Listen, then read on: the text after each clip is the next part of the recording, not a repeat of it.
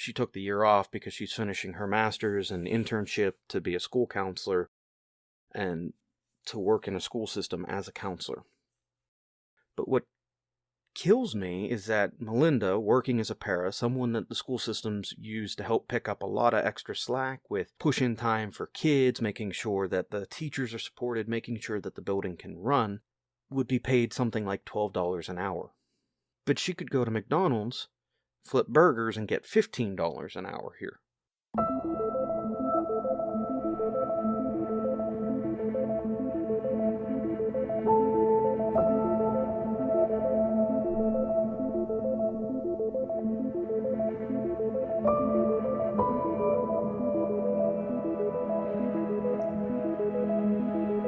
Welcome to the 42 Podcast, where we discuss life together, looking for answers to life, the universe, and, well, everything else.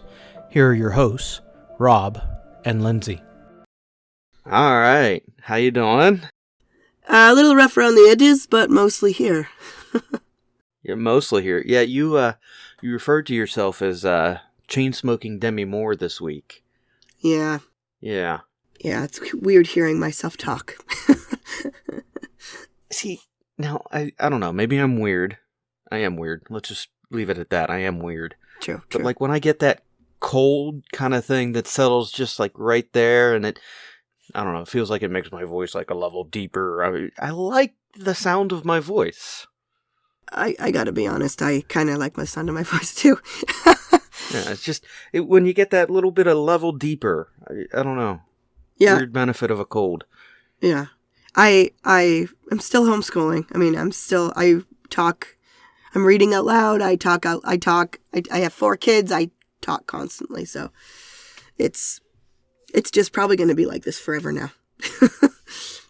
Yeah, and I mean, now for everyone who's heard us just talk for a minute, why are you chain-smoking Demi Moore? I mean, you didn't pick up smoking, did you? No. Oh, no. Oh, right. It's not assumed knowledge. I had COVID. I had COVID last Thursday. I thought, I don't feel quite right. And yeah, I had like a neck ache. I thought it was because of running. Like I had like this weird ache in my shoulders and neck. But it didn't go away and I got a headache and then it turned into a cough and then everybody else started getting what I had. So a week and some odd days later, and this sultry, svelty voice is the remnants of COVID. Yeah. Yeah. So we're going to talk about that today, what COVID's been like for you and kind of what your thoughts on it are now and where we're at. We haven't talked COVID stuff for a bit. Cool. Sounds good. And it's also been a while since you and I talked. I mean, the last episode, I had great ideal plans that I was gonna do this great family dinner. I had done this wonderful homemade meal. We were gonna sit down and have dinner with a microphone on, and we were going to talk about a process that we're going through as a family. Because I thought it would be neat as just kind of a, we talk life together. So what's one of those family life together moments? And it's dinner, because we're looking at getting a cat possibly. Oh. So what's involved in us getting a cat, stuff like that.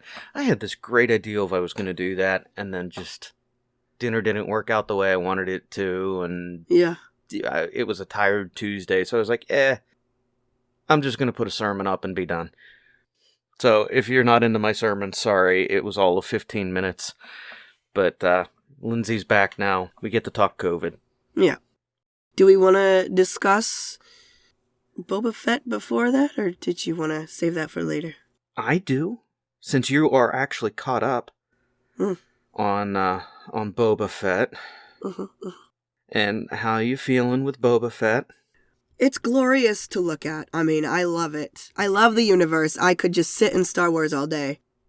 But why is there always a but with you? Because I was trying to figure out why it's not the same. Why the story isn't as punchy. Why the story doesn't have the gravitas that The Mandalorian did. And I read an article, and it answered my question so succinctly. In The Mandalorian, you have a character that has change. That's what makes a good story, is the Mandalorian changes from the beginning of The Mandalorian to when he meets Grogu and forms a relationship with him. There's a very clear, definitive change in his character. Boba Fett, first off, he's not the character that was in Star Wars, in the original Star Wars. He's not a ruthless killer. Oh, I'm going to fight you on this. No, he's not, because straight off at the beginning of Boba Fett, what does he do? He tries to release his fellow prisoner. Why would he do that? When he's such a self-serving son of a gun, he wouldn't do that if he was this killer that he's supposed to be. So, but my point is, there's no change from Boba Fett at the beginning when he's captured by the Tuskens. He's a good guy. We like him. We like him right away. And he's a good guy. He tries to free his fellow Tusken. The prisoner guy, the dude. And throughout, there isn't change. He becomes close to the Tuskens, but he's already kind of a good guy. We don't really see him changing. He's just sort of the same, which is fun to look at, but it's not as good as The Mandalorian because of that. It's not as good of a story because there's no character arc. He's just Boba Fett. So, I like it, but it's not as good, and that's why. Okay, so here's where I'm going to fight you with this, okay? First, I think, and I would argue, that Boba Fett from the movies and Boba Fett from the show are the same. They are interacting differently. With what? With the world. Where Boba Fett from the movies is a tool. And he knows he's a tool. He understands that. But Boba Fett in the show isn't trying to be a tool. He's trying to actually create community.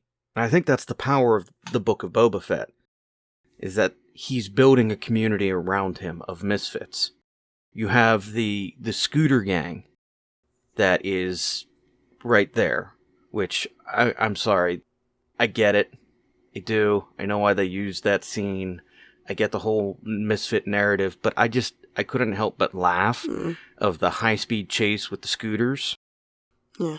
And the scooter gang. And maybe this is because I haven't for years, but I miss riding my motorcycle.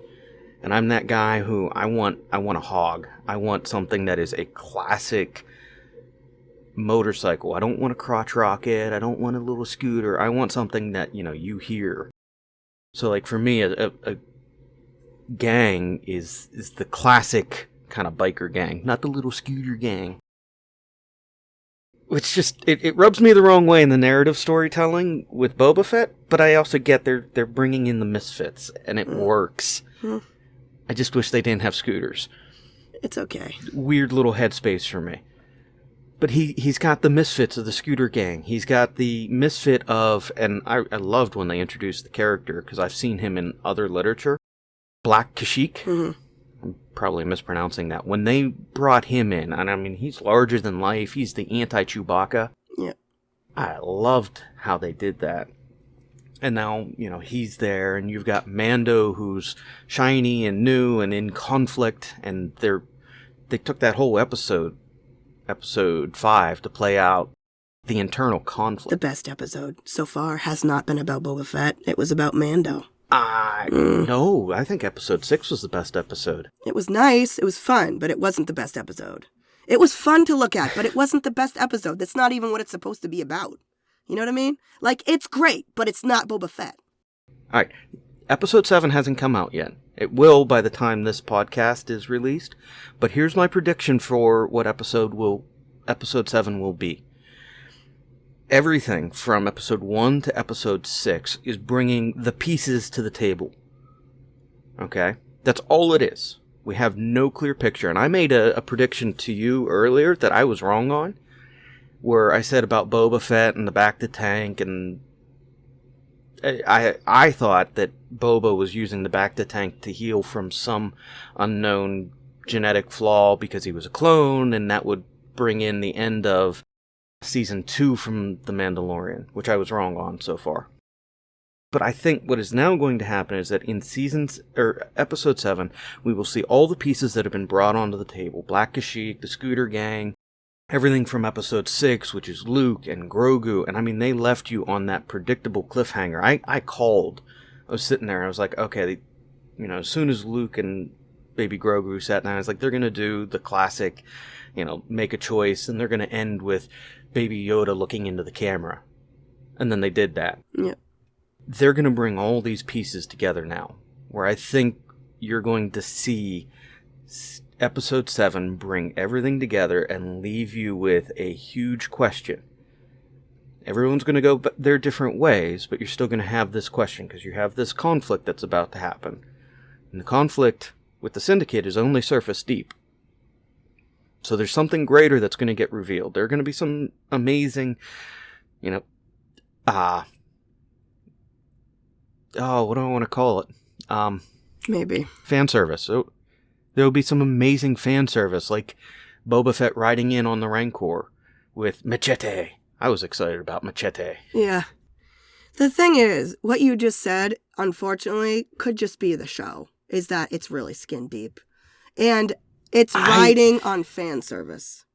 It's beautiful, but it's riding on fan service, because really, I don't care about Boba Fett's Mos Eisley. I don't care if he's the king of Mos Eisley. I don't care. I care about Mando. And I don't entirely disagree, but I really do think episode 7 is there's going to be some kind of linchpin that brings it all together, makes it a cohesive, light bulb moment, so. And everyone goes their own ways.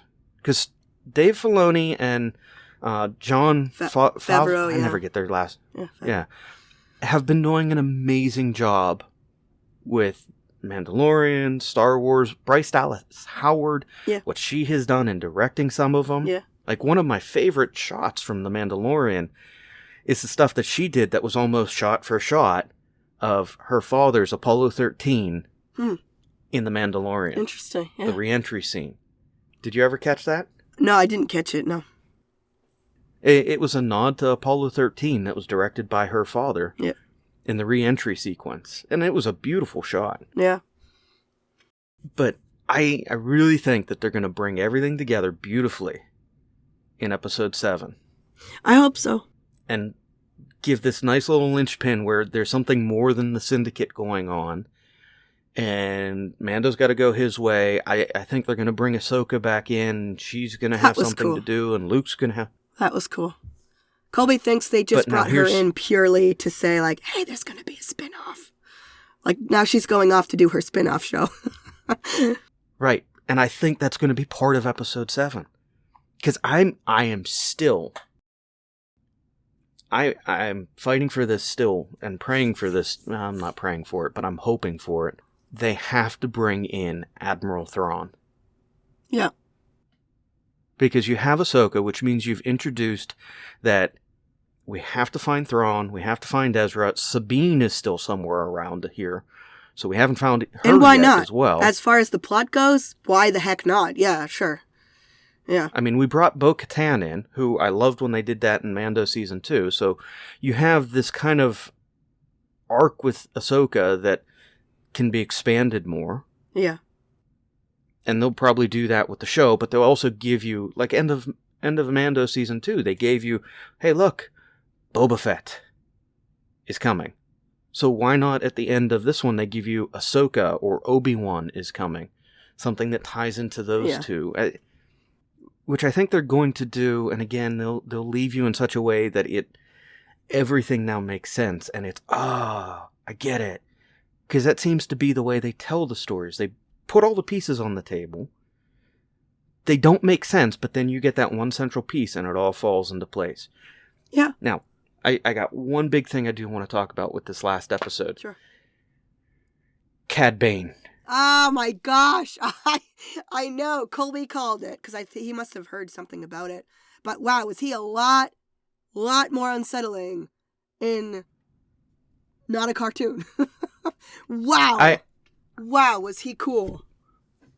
Oh my gosh. And you know, they did that scene, and you know, you have Marshall Vance and Mando, and they have their little conversation, and Mando leaves, and when Marshall Vance walks away and you see that lone figure walking in the desert, I was like, that looks like, could that be Cad Bane? It was the hat. The hat. Right, it was the hat, that silhouetted hat. And it had that very old Western feel, which I love. In the subtitles, they called him the Stranger, just like in those Clint Eastwood movies. Yeah. Which, again, I mean, they're pulling on classic pieces of culture to bring into the story narrative. And I was just like, there's no way that's Cad Bane. Cad Bane is dead. He's dead. But in the Clone Wars, there is a huge rivalry between Cad Bane and Boba Fett. Yeah. And in one of the unaired episodes and deleted scenes, Boba Fett actually kills Cad Bane, which is why I thought he was dead, because I've seen that. Huh. But he's not. The dent in Boba Fett's helmet comes from Cad Bane and a duel they had. Cool. I just watched one of those with him in the Clone Wars. I'm working my way through still, and I just watched one of the ones with him. Yeah, with Boba Fett and Cad Bane were both in the same episode, and he was like 15 or something. It was cute. It was adorable. And again, this is why I'm looking and going, I think they're going to bring everything together, because they brought Cad Bane in, so there's got to be this linchpin that hasn't been fully revealed or fleshed out yet. Yeah. Yeah. Cool. It's really cool. It's really fun. It's really fun to watch. I've enjoyed it. And I gotta say, Marshall Vance has the best haircut. I don't know who cuts his hair on Tatooine, but it's really attractive, and I loved it. Good for him for having a good hair barber all the way out there in Tatooine. All right. So there we go. There's some predictions. There's some catch up on Boba Fett. Yeah. Mm-hmm. It was a good episode.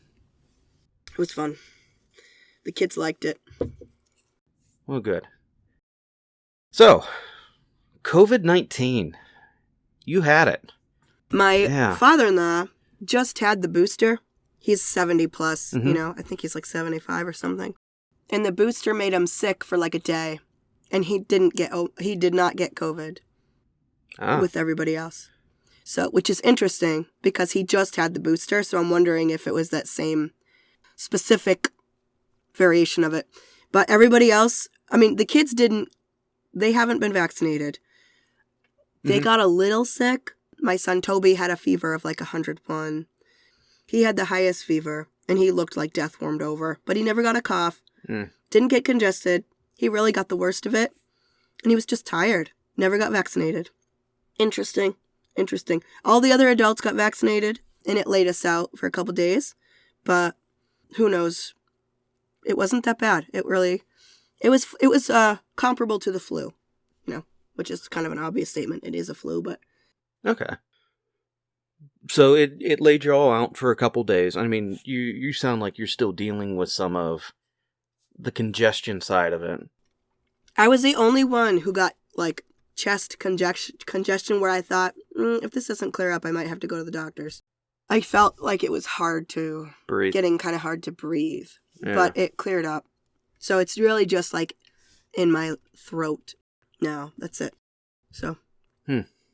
But the kids are fine. So they had a day or two where they just had fevers or sniffles and they bounced back. Yeah, they just seemed tired. Yeah, it was, I mean, all the adults didn't feel good. So we had a day where we were all laid low and they just got to play video games and watch TV all day. Yeah. And they weren't feeling great. You know, they were tired and a little cranky. And having had COVID now, I mean, are you happy you had the vaccine? Did you get the booster? Did you just get the vaccine? I didn't get the booster. Okay. Who's to say, like, how it could have been without the booster? I mean, without the vaccination, but it's sort of like you get the flu every year anyway, knowing that it might not be the specific formula, the specific rendition of flu, the flu virus. It's just part of the risk of getting a flu shot, is you're not sure. So it's kind of the same thing. I've been a lot sicker other times. I don't regret getting the vaccine, and it could have been worse without it. I don't know. And that's kind of the big question, is it worse without it? I mean, Although my parents didn't get vaccinated. Okay. My parents don't want to get vaccinated, and that's cool. That's their choice. Yep. And they've had COVID twice. Ooh. And both times, it was really just a cold. It was, a cough, a congestion. They were really tired. But, so it doesn't sound any worse for them than it was for me. They're both fairly healthy. I was going to say, your parents look like they're pretty active, so, I mean, that's also a huge help. Yeah. No other problems. No diabetes, no secondary pulmonary issues. Yeah, so. Which seems to be a big factor in this as well, is, okay, someone like me who's overweight, that can be an issue. Now, I don't have anything else that's a secondary diabetes or any of that. Yeah. And outside of the weight, I'm healthy. It really seems to be a roll of the dice in a lot of ways. Yeah. But. Yep. Any great reflections from your time with the COVIDs? I felt, in this weird way, proud I hadn't gotten it yet. No, I understand that. I finally joined the camp of having had COVID, and I'm glad it's over with. I think in general, this is just going to happen. I think everybody's going to get COVID. Everybody that hasn't had it is going to get it. And hopefully we're going to move on, and this is just how it's going to be. That's just how it works. That's just how nature works, I think, is you get it, you get immunities to it, and what do you call it when something gets watered down through exposure? I mean, it gets weaker and weaker the more people have it, because there's less to feed on. There's less and people to have the sickness. There's a conversation that's been happening within the scientific community of changing our language from we are in a pandemic to I think it's endemic, which is this is now an existing disease within our population group. Yeah. And it goes from pandemic management to endemic management. And even talking with someone who they are not a doctor, but they're an administrator for a hospital, and they have the bigger picture, the number side of things, and it's hospital numbers always rise because of flu every year. That's when you see the most intakes. And that's what we might be seeing with the endemic side of things, if that's what we go over to, where it's okay, this is just, it's like a flu. It's another strain of where we're going to have either the flu or we're going to have COVID, and you just deal with that. Yes. And it being endemic isn't oh no, we need to isolate because we might make it worse. It'll just become management to isolate because we don't want everyone to get the flu kind of thing. Right. And that's how we should be dealing with it, because it's just the same. It's just the same. I just want the politics to be done with it. I just want this to stop being a political issue, and can we just get back to normal sense? Nobody wants the flu either. Don't go to the store if you have the flu. Right. Wear a mask if you have the flu. Wash your hands if you have the flu. But, look, can we stop making this about politics? It's just so tiring. I'm so tired of it. No, and I understand, because, I mean, that's probably the worst side of the whole pandemic is, let's politicize this. And, I don't know, since 2020, we have probably taken some political and governmental actions that are going to be a pain in the butt to reconcile with coming out of the pandemic. And I'm not speaking to mass mandates or any of that, but just some of the actions, and I don't know fully, but it's there. It's going to be a headache to deal with. And everybody needs to just go do the research themselves, but I read an article about a Johns Hopkins study that said that was a sort of one of those studies where they take a bunch of other studies and sort of put them all together, that masking has not helped anything. Isolating hasn't helped anything. It's helped like 0.2% or something like that. But the media is not talking about it because it doesn't go with the narrative. If that's true, then we've done this thing that has almost crippled, coming really close to destroying our economy. I don't know, it's just we screwed up so much stuff for maybe nothing, and I hope lessons are learned. I hope that we try to learn something from maybe handing people money isn't such a good idea if you also want them to go to work. Well, I don't know, it's just like, ugh. Okay, so on that one, I think I don't have a full opinion on this yet. Still reading, still a bit curious, but I think part of the Great Resignation and the jobs issue that we keep talking about and focusing on is the question of value, how we value individuals, people. So where I'm at, and this is a kicker for me. So Melinda, before this year, she worked as a paraprofessional for the school systems. And she did that because it's something that she really was passionate about. Helping kids, helping teachers, helping the education system.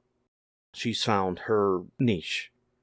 She took the year off because she's finishing her master's and internship to be a school counselor and to work in a school system as a counselor.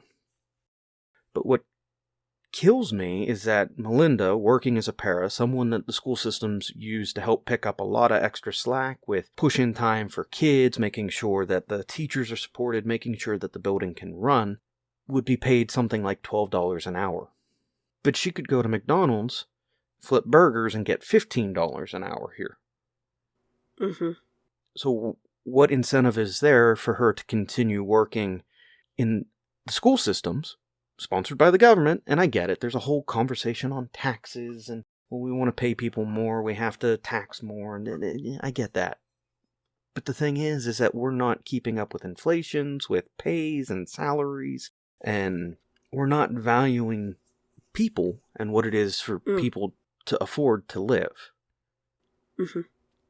I don't know, and there's a greater conversation that I can't fully have because I'm not an economist, whatever that is.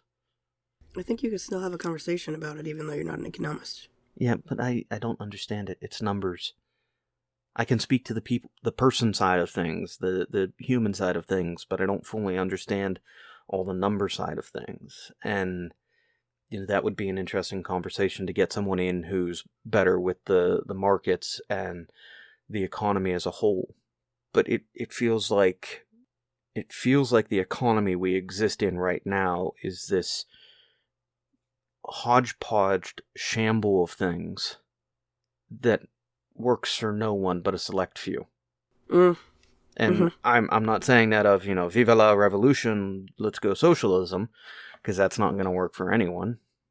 But things need to be looked at and maybe revised and helped. Transparency. But that's...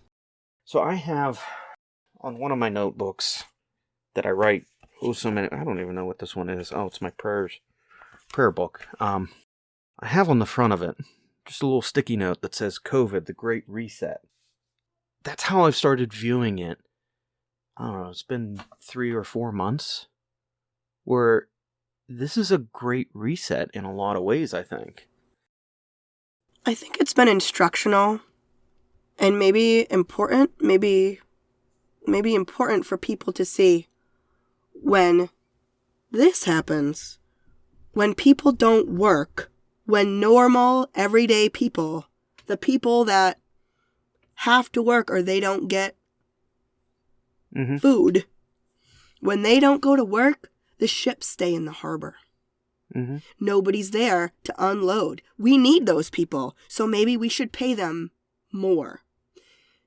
Maybe we need to do a better job helping people get jobs and incentivizing people to go to work. I just think it's been a really interesting cause and effect thing. This thing has affected everybody. You go to restaurants and the restaurant is closed on Saturdays now because they don't have enough people to work. I just think it's been a good education to how our system has worked, and I don't know how to make it work better, but it's been interesting. And it's not just the economy that's seeing these effects. There's a lot. There are a lot of things that are seeing a snowball or collapse that has been accelerated because of COVID-19. So I'll give the example that's very personal to me right now is the church. The church is seeing, and I think it's a twofold thing, because there's first what was the rise and influence of the evangelical power connection, which is the political side of things, which is the Trumpisms that have invaded the ultra-conservative churches and that have put them in a weird footing. And I'm conservative. I'm like middle-of-the-road conservative. But with what some of the church has done in tying themselves to the political power and then the collapses that brought in, combined with the collapse of COVID, the period of time that churches were shut down, or if they weren't shut down, they were fighting the mask mandates and fighting the government and the conflicts. Yeah.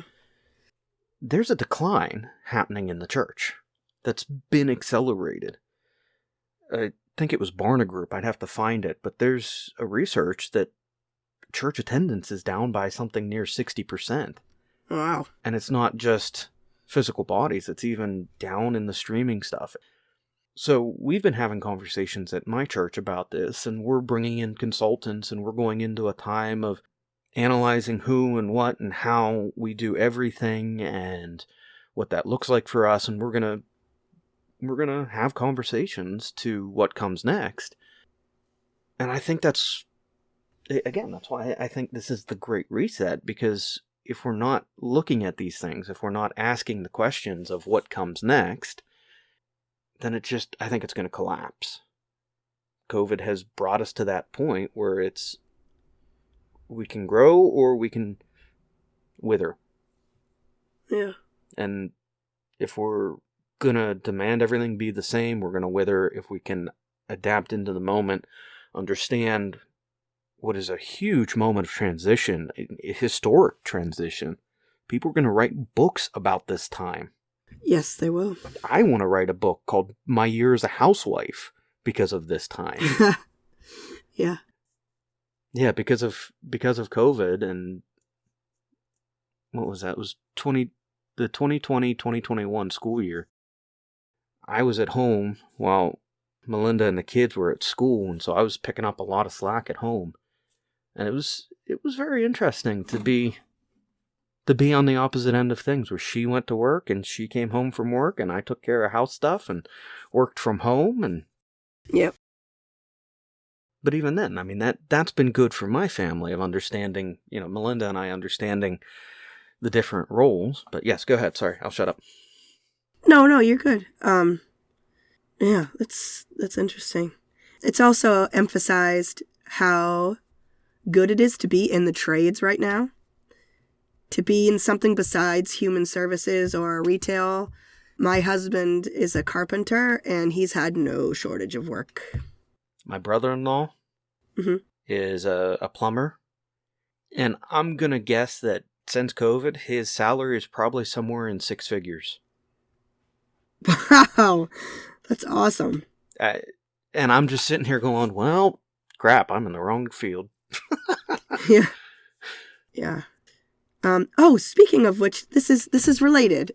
Remember Mike Rowe from Discovery? He did Dirty Jobs. Yeah, I love Mike Rowe. He's got a new season of Dirty Jobs coming out now on Discovery, and he's been talking a lot more about the trades and how come we can't get people to work, and what do you think?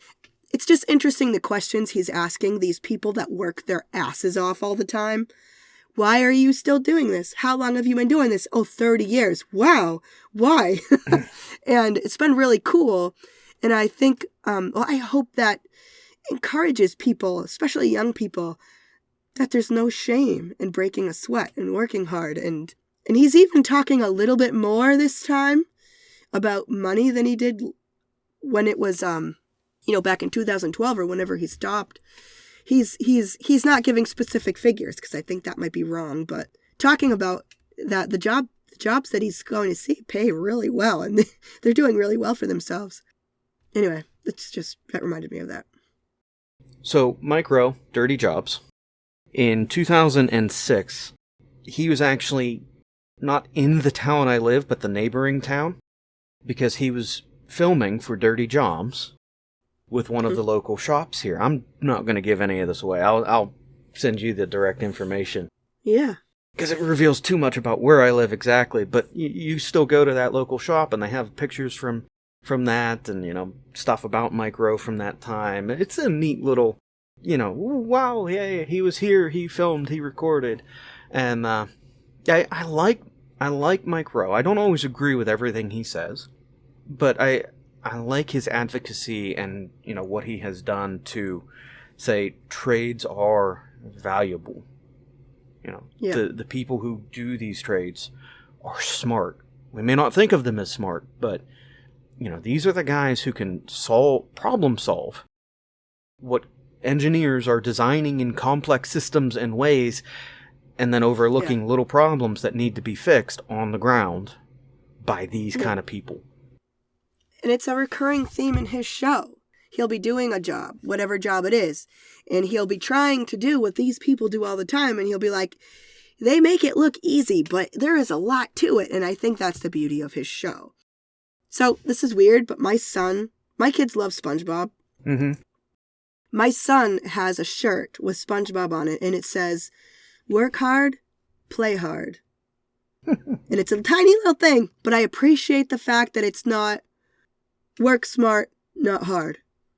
As if the two things are mutually exclusive. Like, no. Like, I like the fact that it's just a tiny little kiddie shirt, but work hard, play hard. I like that. Yeah, but the work smarter, not harder thing, I mean, I use that all the time, especially with physical labor, where it's, okay, we've got a stack of boxes we need to use. What's working smarter, not harder? Go get the dolly. Because instead of moving one box at a time, we can move 3 at a time, and the job is done faster, but we've still done hard work. Sorry. Yeah, but that's not really what comes across all the time. I'll be defensive of that phrase, because that's my, that's one of the things I say all the time. Because it's okay, it needs done, but let's do it smart so that, it's still hard work, but let's do it smart. Not short circuit things, let's do it right, but let's not add more to it than we need to. Yeah. If that makes sense. Yeah. Anyway, returning all of this back to COVID-19, I really do think it has brought in need for conversations, continued and deeper understandings of who we are as a society, what we're doing, how we value things, what value we put on and assign to things. And yeah, if we're not aware of what's going on around us, then we're not engaged. We're letting it run, assuming it's just going to continue to run. And when it stops, when it breaks, it's already too late. Somebody else will take care of it. Yeah. Alright, so I have one last question for you, kind of zooming into that personal level of dealing with COVID-19. Mm-hmm. This was before the Omicron spike that I had talked with some people and even seen this. But I'm curious if this is something that you observed with it. But there's this almost stigma when someone gets COVID-19. Like, oh no. Yeah. Distance.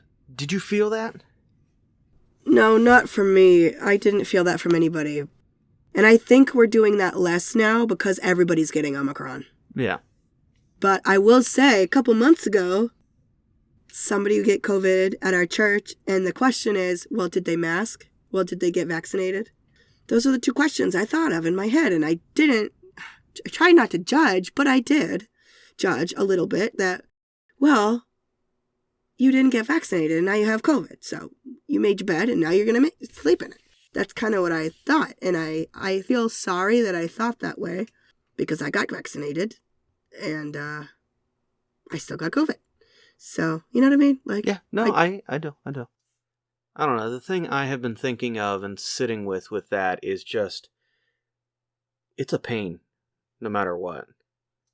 Whether you do or don't get it. And just switching to that endemic mindset where we're going to get it, we're going to deal with it, and we're going to make the best of it that we can. You know, we're going to mask where we can, we're going to get the vaccines when we can, and we're going to do everything we can to be precautious, but I can't live my life in fear. No. And I will wear a mask for myself, like to protect other people from me. I'm going to wear a mask if I go out because I still kind of have a cough. I don't know. But I'm not going to wear a mask unless I have to protect myself from other people. Because that's just, I can't live that way. It's going to end sometimes. So that's kind of where I stand on that. No, and that's fine. I'm still wearing a mask, I'll say 90% of the time. There have been a couple moments where okay, I need to go to the grocery store. Oh, I forgot my mask. I'm not turning around. I have the vaccines. I've done everything I can. I'm not going to not do what I need to. Yeah. And there are people I won't wear a mask around because I trust them, because of the nature of the relationship, because I know they've taken every precaution and they're monitoring. Yeah. Speaking of which, this is a really good time because, believe it or not, our conversation has incorporated some of the themes that our next book club book will be dealing with, because I got a sample of it on my Kindle and I read some of the introduction and I thought it's going to be a really, really good book. It's going to be really good. And it did have some things to do with some of the things we talked about today. So, ladies and gentlemen and people in between, if you haven't gotten a copy of Jesus and John Wayne, How White Evangelicals Corrupted a Faith and Fractured a Nation by Kristen Kobes-Dumez, D-U-M-E-Z, please go ahead and get a copy of that. We're going to be talking about that the last weekend of February, so you have a couple of weeks to read it. It's a easy read. It's going to be a great read. If you feel things, if you feel angry, that's okay. That's part of the conversation. It's okay to feel angry. It's part of the experience. So yeah, do that. Which Kindle do you have? I don't know. I think I have one of the newer ones. I got it a year and a half ago or something. Okay. Sorry, just curious, because I keep thinking I really need to switch over to the Kindle, and I just don't. I like it for some things. I'm a collector. I love books. But some books I know I don't really just want to clutter up my shelves, because it's not like a book I would keep or a book I'm not sure if I would love. So I do it on my Kindle. It saves space. And you can look up words in the Kindle instead of grabbing a dictionary. You just click on the word and look it up. I love it. And you can take notes easier. I like it. So okay. I'm going to read it on the Kindle. Yeah, I haven't read it yet, but I'm looking forward to it. I'll read it the week before we talk about it. But and last question, how you doing with the book challenge that we've been doing? Where are you at? The 50 in a year or whatever number you decided on? I'm doing okay. I've read 6. Good job. 6. Yep. And I'm almost done the Overstory, which has been so good. I highly recommend it, especially if anybody liked the movie, Don't Look Up. You'll like this book. It's very, very good. I'm almost done that. And I'm trying to close the books I have open, if you know what I mean, because I don't like reading too many at once. I'm reading that. I'm listening to a book called Extreme Ownership by Jocko Willink, which is very good. And I'm reading a book called Inkheart by Cornelia Funke to my son for school. So I'm reading 3 books at the moment. They made that into a movie. I love it. Yeah, don't watch the movie, but the book is really, really, really good. It's good. But I have to go. I got to snow blow my driveway and go pick up a cake and go pick up some face masks because it's my daughter's birthday. Happy birthday. I did see that. We're going to this jumpy place, which we've never done this sort of birthday before. It cost a buttload of money, but she's worth it. I'll leave you with this. Be careful. The last time I went to one of those jumpy places, my son was like, hey, how do you do the obstacle course? And I started showing him, and I landed badly and twisted and hyperextended and broke my knee. No. Well, I will not be jumping, I'm pretty sure. Okay. Well, you're smarter than me. I'm going to be watching. So. Although my nephew can't come, so there's a free ticket now. So, I don't know. Maybe I will. Just be careful. Okay. Knee breakage. It hurts. We love you all. Thank you for listening. And stay healthy. Stay warm. Etc. Yep. And Lindsay, I'm glad you're feeling better. We're going to, talk more and pick up with normal conversations. And yeah, we'll see how long we have Chain-Smoking Demi Moore with us. I know. Yeah. So I'm going to have to find some sound bites. Yeah. So, all right, Lindsay, have a good day. You too. Talk to you later. Yep. Bye. Thank you for listening to the 42 podcast. Please take a moment to like and subscribe. And if you want to join in on the conversation, you can find us on Facebook and Twitter to add your voice to the conversation. Thank you.